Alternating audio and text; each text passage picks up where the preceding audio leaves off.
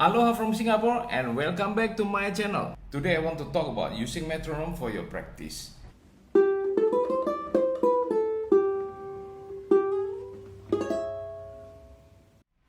Do we need to use metronome or we don't need to use metronome? Because we heard people say, oh, you have to use metronome to keep your rhythm right, to make your tempo steady, which is true. And the other side will say, don't use metronome because you will sound like a robot, not so organic. To me, using metronome is good when you know when you want to use it. So first of all, you have to internalize the beat, the music itself in your imagination. So the rhythm, the groove, you can imagine it. And also, you have to practice your fingers until your skill is ready to receive the command from your brain. So there's a process of synchronization between your initiation and your realization. So here is the creative process, the understanding process, and here is the expression. So in this synchronization process, you don't need metronome first because you are doing it very slow and not consistent. Yeah, you are thinking about something, and then you play, and then you change your finger to another place very slowly because you don't feel comfortable yet, and then you sound it. So it might take some time to synchronize between your intention and the execution. Until you feel comfortable with that, then you can introduce metronome to your playing. And then you start from slow, make it comfortable, just to keep the steady rhythm and the tempo. As long as you can be consistent in executing what your intention is with metronome, so that's pretty much good. After you feel like it's pretty consistent, you might want to add on some expression, which is dynamic. Which one you want to make it louder, you accent, or you want to make it softer. So that's the dynamic. After you feel comfortable with everything and it sounds groovy, then you might want to add on the speed to your liking, just beat by beat. And yes, you've got everything. Not only steady in the tempo, but also groovy. It feels good.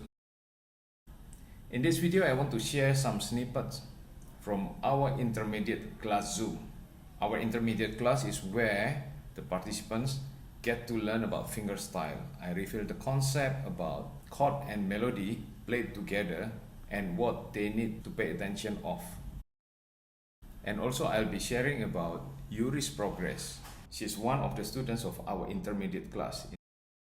So once your right hand movement is consistent with the reason, so motoric and mind need to be consistent. Once you can put it that way, then later on become easy. Not say easy lah.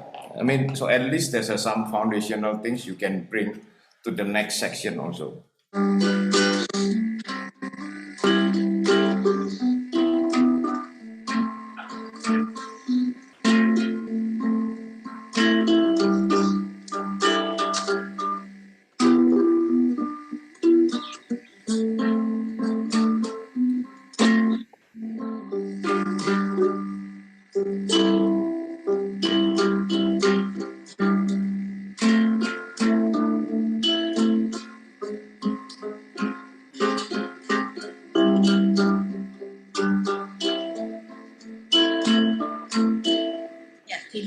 Okay.